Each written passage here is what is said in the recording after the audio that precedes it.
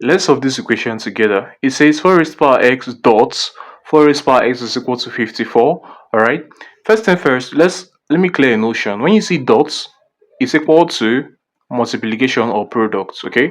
So for here, what we would have is 4 raised to power x times 4 raised to power x. Okay. This is the same thing as this. It's equal to 54. Alright.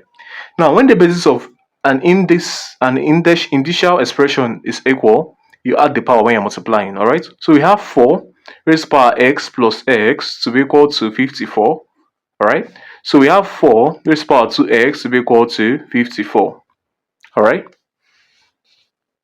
okay, moving on from here, we are going to have now 4 raised to power 2x can be re-expressed to be equal to 2 raised to power 2, okay, or raised to power 2x to be equal to 54.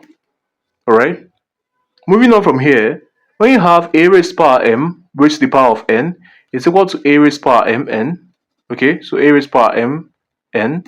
So for this one, you have 2 times 2 is 4, and 4 times x is x. So 2 raised to power 4x is equal to 54. Alright, now let's look at 54. Let's just take a good look at 54. If we break down 54, okay, let's break down 54 for example. So we have 2 raised to power 4x is equal to, now 54 can be re-expressed as 3 raised to power 3 multiplied by 2.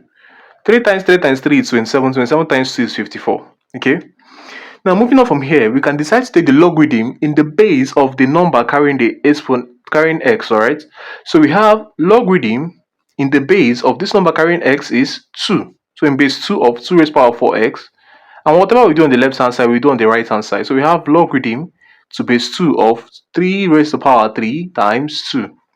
Okay, now from here we are going to have that this power multiply the log. So we have 4x now multiply log of 2 in base 2 to be equal to, for this one, when you have multiplication, you split and put plus.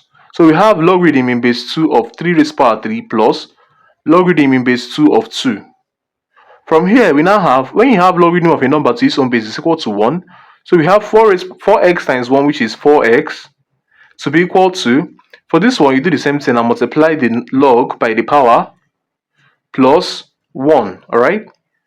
From here, we can have that our x now will be equal to, dividing each time here by 4. So we have 3 over 4 multiplied by logarithm of 3 in base 2 plus 1 over 4.